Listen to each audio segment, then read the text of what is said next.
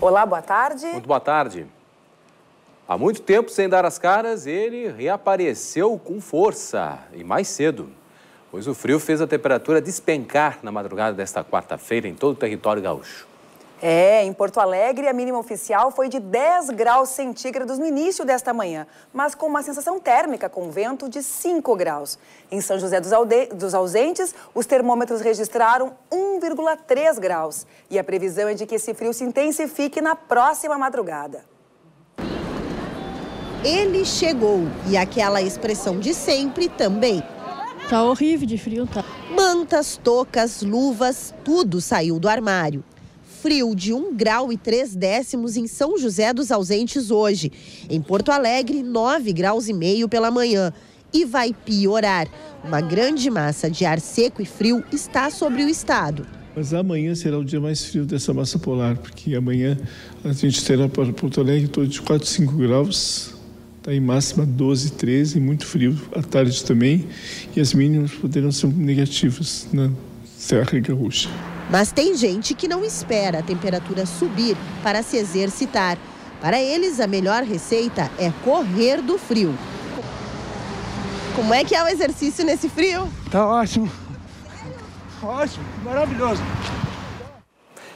A Defesa Civil fez um apelo à população das áreas mais atingidas pelas chuvas para que permaneça atenta aos possíveis riscos causados pelo mau tempo. 10 municípios gaúchos já decretaram situação de emergência devido às cheias e aos fortes ventos dos últimos dias. Ao todo, 138 famílias estão fora de suas casas no Rio Grande do Sul. Boa parte na cidade de Quaraí, na fronteira com o Uruguai, que sofre com cheias desde a semana passada. Segundo a Defesa Civil do Estado, as regiões mais atingidas foram o Sul e o Noroeste. Nós tivemos esse tornado em São Miguel das Missões, que nós tivemos ali em torno de umas 50 casas, o sítio arqueológico, um CTG e parte do telhado do Hospital de Caridade, né? Tivemos 8 pessoas feridas. Nós tivemos aí o Rio Quaraí, ele deu uma subida significativa e nós temos 85 famílias fora de casa. Dom Pedrito, Rosário do Sul também com algumas famílias fora de casa. E na região sul nós tivemos chuvas intensas desde a semana passada que com certeza vão afetar significativamente a lavoura, em especial de soja, né? A Defesa Civil atua em conjunto com as regionais e as prefeituras no levantamento dos estragos para pedidos de doações e preenchimento da documentação necessária para o decreto de situação de emergência. Nós estamos orientando essas famílias, em especial os coordenadores municipais, que as famílias não retornem ainda para suas residências, porque a gente tem ainda uma previsão de chuva. Depois vai entrar uma frente fria, bem intensa, e a chuva deve amenizar até o início do final de semana. A maior escola de Cachoeira do Sul, na região central, teve as aulas suspensas nesta terça-feira após ter um andar inundado pelo excesso de chuvas. Engenheiros do município estiveram na Escola Estadual João Neves da Fontoura para avaliar as condições do prédio e encaminharam um laudo à Secretaria da Educação. O encontro com o secretário Vieira da Cunha foi marcado para amanhã. Em 2015, a escola também foi afetada pelas chuvas e teve seu calendário letivo comprometido. Previsão de sol com muitas nuvens e períodos de nublado em Porto Alegre. Faz 14 graus, mesma temperatura em Novo Hamburgo, que terá nebulosidade variável. Tempo encoberto com nevoeiro em Tramandaí e máxima de 15 graus.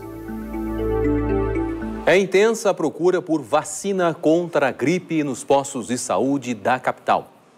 No terceiro dia da campanha de imunização, muitas filas nas unidades básicas de atendimento na maior parte das regiões de Porto Alegre. Movimento intenso, mas atendimento rápido. O senhor ficou muito tempo na fila? Não, foi rapidinho. O atendimento está sendo bem ágil.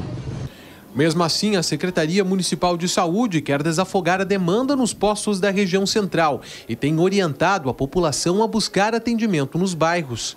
A gente está organizado para que em cada região da cidade receber o número de doses que ali espera se vacinar.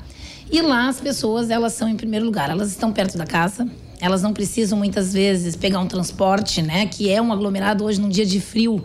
É um dia que as pessoas entram, por exemplo, nos ônibus de janelas fechadas, né? Que isso a gente tem que cuidar também. Torna muito mais próximo esse atendimento.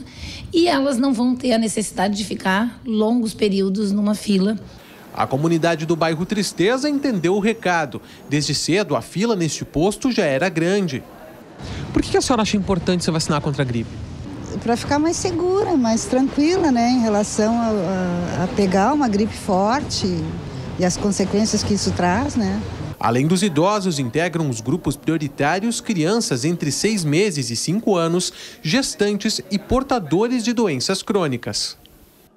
Nesse momento em que a campanha de vacinação é voltada para os grupos prioritários, 2 coisas são fundamentais. No caso das crianças, deve-se apresentar a carteira de vacinação. Já os doentes crônicos precisam mostrar a receita do remédio que utilizam ou um atestado médico. Outro documento importante para todos é a carteira de identidade. As doses estão disponíveis das 8 da manhã às 5 horas da tarde nos 141 postos da capital. Para reforçar a campanha, neste sábado ocorre o Dia de Mobilização Nacional, com unidades abertas em toda a cidade. O Centro de Referência em Saúde do Trabalhador da Serra Gaúcha notificou 5.200 acidentes de trabalho em 2015 na região. Desse total, quase 700 são casos de maior gravidade. Nesse cenário, uma preocupação que existe é com a saúde psicológica dos trabalhadores. Para discutir o tema, foi realizado um seminário em Caxias do Sul. O evento é alusivo ao Dia Mundial em memória às vítimas de acidente de trabalho. Detalhes na reportagem da TV Caxias. A edição do seminário deste ano trouxe novidades. Primeiramente, foi apresentado um panorama com as estatísticas de acidentes de trabalho de 2015 frente a 2014. Prevenção foi a palavra de ordem entre os palestrantes. E o debate foi amplo na busca pelas melhores condições dos trabalhadores. Nosso objetivo, entre todas as entidades sindicais, órgãos competentes, é debater a dificuldade do trabalhador no seu local de trabalho, né? E com isso ocasionando muitas doenças do trabalho, né? E a principal delas que vem acontecendo é o estresse. E a gente tenta fazer com que esses debates consigam ajudar nos locais de trabalho para que se diminua isso dentro das categorias. Entre as estatísticas apresentadas, algumas áreas de produção da Serra Gaúcha apresentaram baixa no número de acidentes. É o caso da área da saúde. Em compensação, cresceram os acidentes decorrentes ao estresse nos ambientes de trabalho. Os números têm se mantido estáveis, infelizmente a gente não tem verificado uma redução como a gente gostaria, então isso mostra que tem que ser trabalhado ainda mais a prevenção, né? Não somente ter serviços de saúde para estar recebendo o trabalhador depois que já sofreu o acidente, mas tem que ser trabalhada a prevenção para que o acidente não ocorra. A Justiça negou o recurso do Detran pela suspensão da exigência de exame toxicológico na expedição ou renovação da carteira de habilitação nas categorias C, D e E. A obrigatoriedade passa a valer para transportadores de cargas, de passageiros e condutores de reboques. A decisão tem vigência até o julgamento do mérito da ação pelo Tribunal Regional Federal, que ainda não tem data marcada. O Departamento Estadual de Trânsito informou que aguarda também decisão do Supremo Tribunal Federal sobre a ação de inconstitucionalidade movida pela Confederação Nacional dos Transportes. Hoje é o último dia para o pagamento do IPVA 2016. Esse é o prazo final para os veículos com numeração de placas de final 0. Os demais condutores tiveram que quitar seus débitos ao longo do mês de abril. Segundo a Receita Estadual, quase 80% dos contribuintes já pagaram o imposto. Quem não cumprir o prazo perde os descontos e paga multa e juros sobre o valor original do IPVA pelo atraso. Quarta-feira de frio e instabilidade em Caxias do Sul, onde o sol apareceu pela manhã e pode chover à tarde, faz 10 graus. Em Passo Fundo, céu parcialmente nublado e temperatura na casa dos 11 graus. Mesma condição em Juí, onde o clima é de inverno, com mínima de 2 graus e a máxima que não deve ultrapassar 12 graus.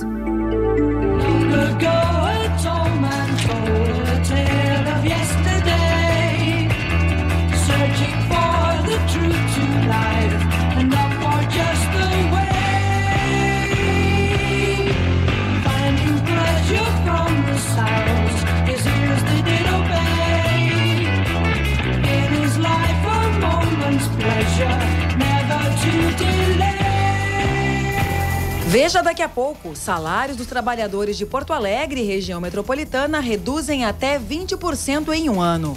Em instantes, queda de marquises, alerta para pedestres e dificuldades de fiscalização pelo poder público.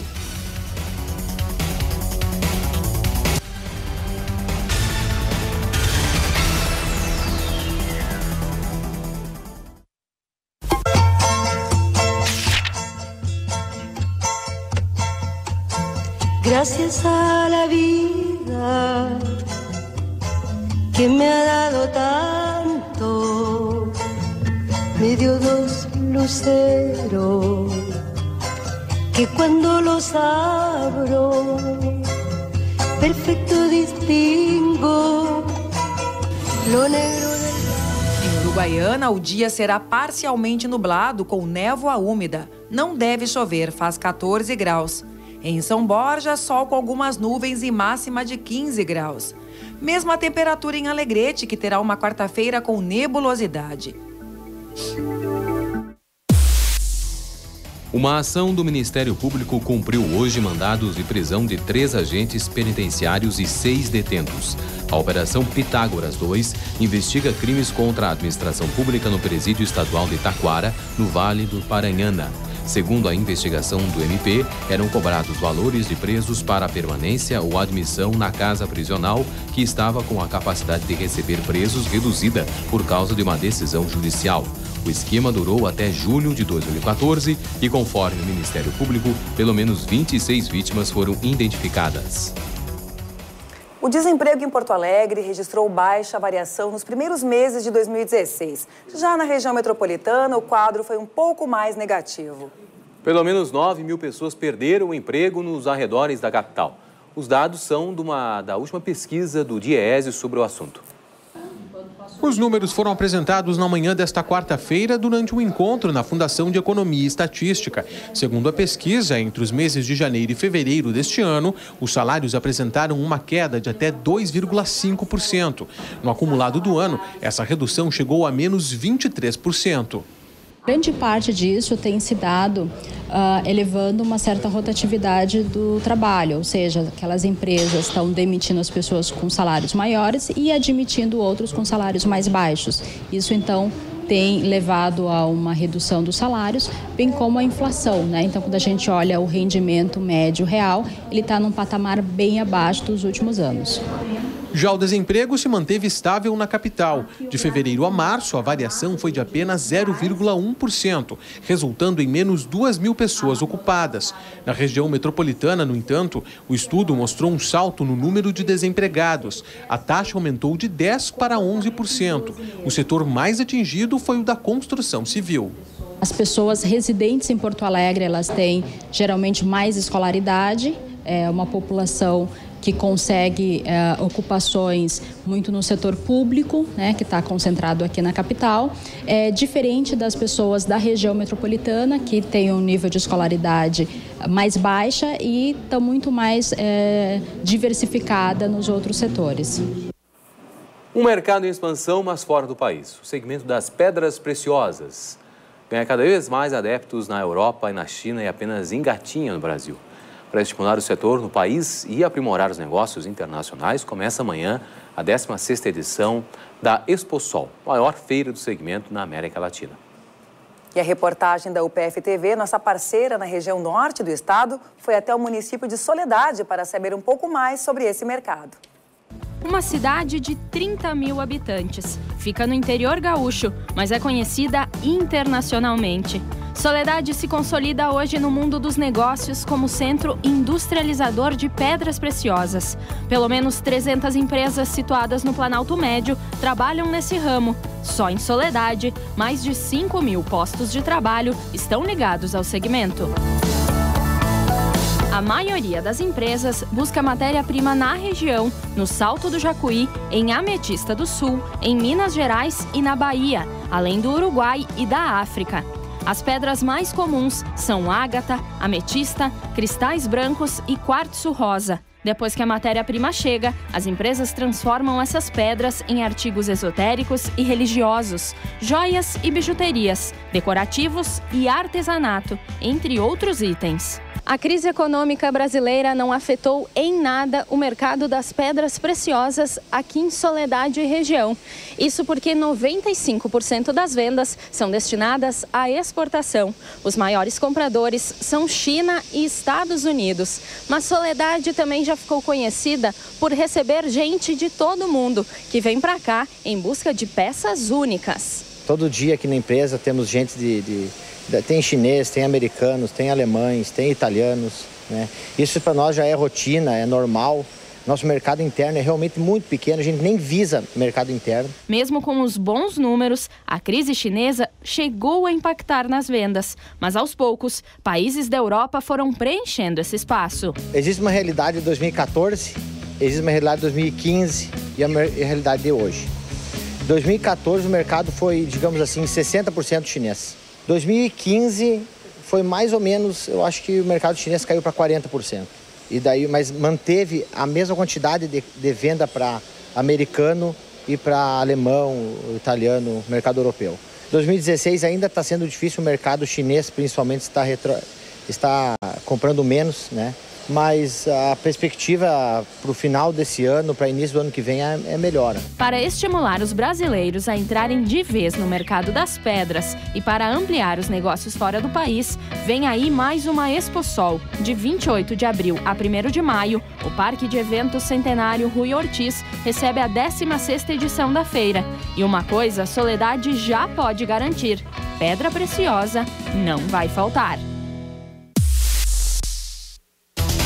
A Associação Gaúcha de Proteção do Ambiente Natural, a AGAPAN, completa hoje 45 anos. Para marcar a data, a entidade lança a campanha É Vida, durante uma confraternização no Boteco Matita Perê, na Cidade Baixa, em Porto Alegre, às 7h30 da noite. No encontro, associados e ativistas ambientais serão homenageados.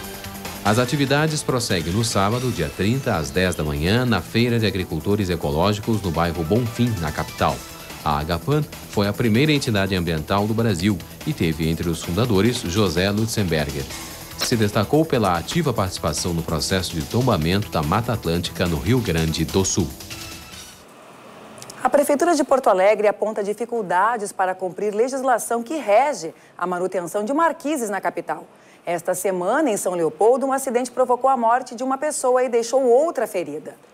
Lesões e mortes provocadas pela queda de marquises alertam para a necessidade de manutenção e fiscalização de estruturas projetadas sobre espaços públicos.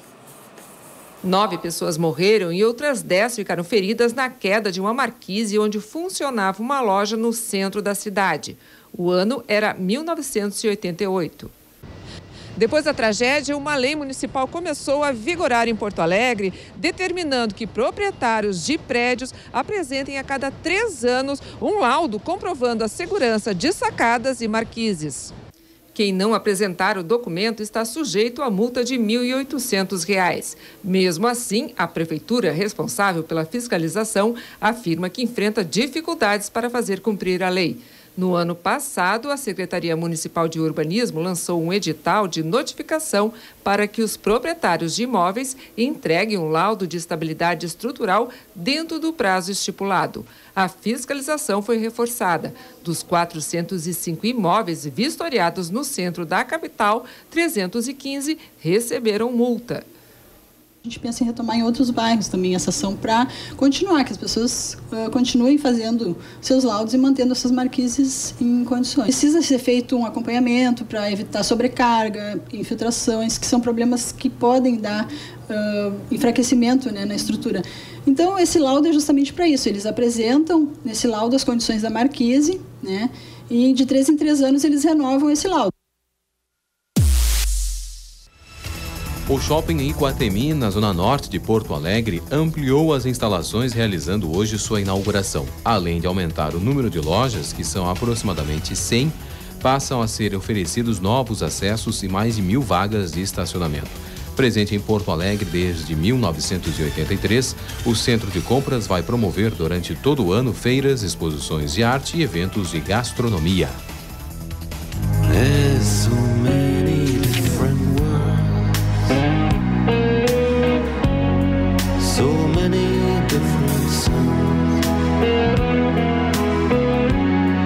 And we have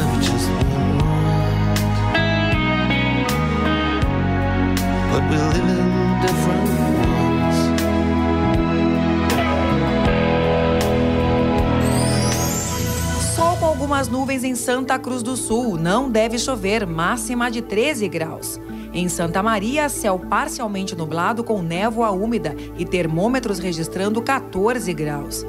Mesma temperatura em Cachoeira do Sul, onde a nebulosidade deve predominar. Veja a seguir. Incentivo à leitura. Na região do Vale dos Sinos, projeto estimula a troca de livros.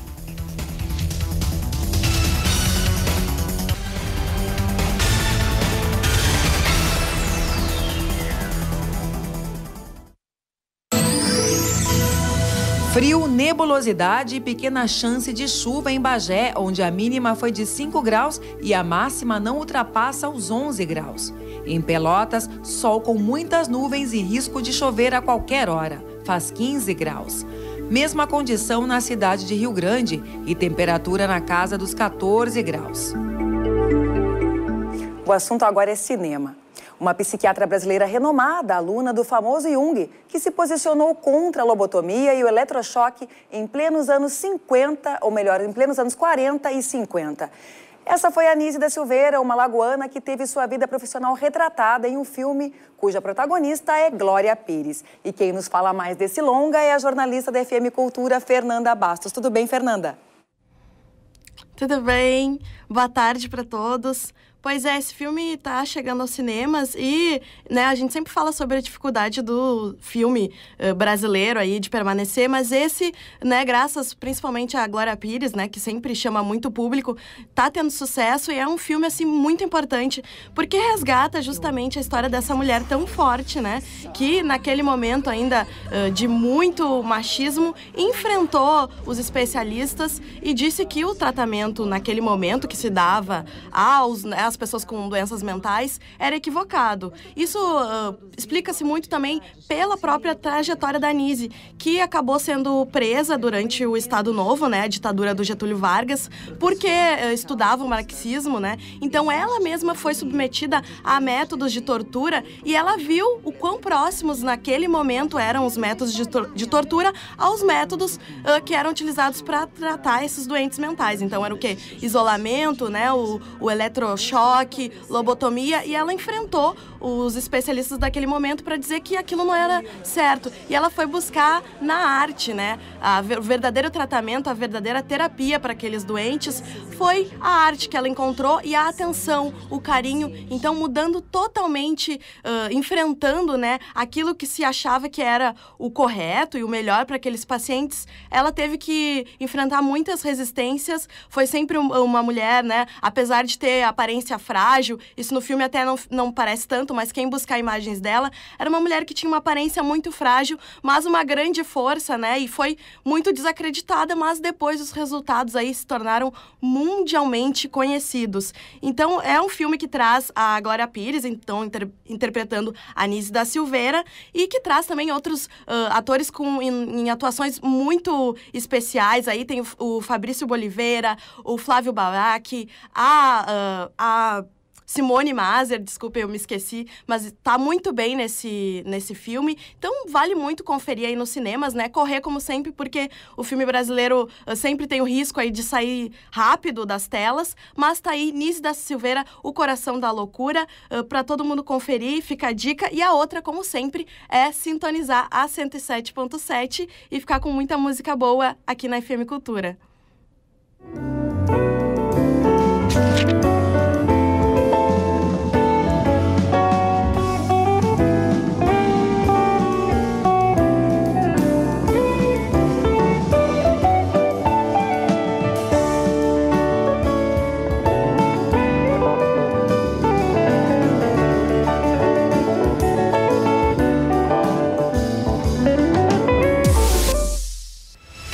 Na noite desta terça-feira, a Câmara Rio-Grandense do Livro prestou uma homenagem a personalidades e instituições que se destacaram dentro da área livreira gaúcha no ano passado. A Prefeitura de Esteio, a Biblioteca do Colégio Marista Rosário e o Memorial do Rio Grande do Sul foram algumas das entidades que ganharam o título de Amigos do Livro 2015. Na ocasião, também foi apresentada a nova diretoria da entidade para o biênio 2016-2017. Uma ação para estimular a troca de livros e o ato de compartilhar a leitura de forma voluntária. O projeto Ler Livre está ocorrendo nesta semana nos campi da Universidade Fevale, em Novo Hamburgo, no Vale dos Sinos. E quem nos conta mais detalhes da iniciativa é a reportagem da TV Fevale. A campanha Ler Livre está sendo realizada nas bibliotecas do Campus 1 e 2 da universidade. A ação traz conceitos de economia compartilhada e solidária, além do incentivo à leitura. A pessoa vem aqui, traz um livro, escolhe outro de interesse dela. Se caso não tenha algum que interessa no momento, ela pode levar um vale e trocar durante a semana ou nas próximas ações também. A ação, que iniciou na segunda e vai até sexta-feira, tem tido um bom número de participantes. Hoje teve bastante movimento, desde as 8h15 da manhã, horário que abriu a biblioteca, a gente já teve bastante movimento, aproximadamente umas 180 trocas já entre livros e vales, né? Então a gente está esperando um bom retorno dessa ação durante a semana também.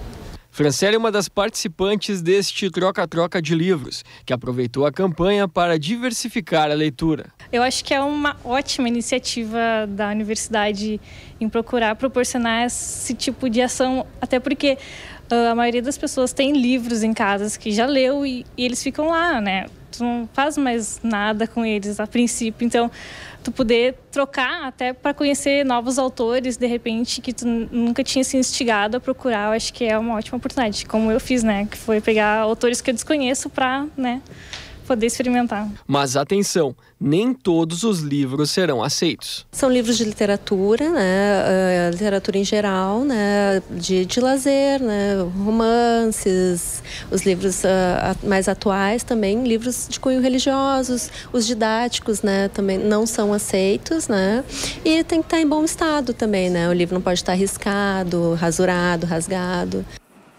O Canal Aberto fica por aqui. Você fica agora com o Plano de Jogo. Uma boa tarde. Mais notícias no Jornal Segunda Edição, às 7 da noite. Boa tarde.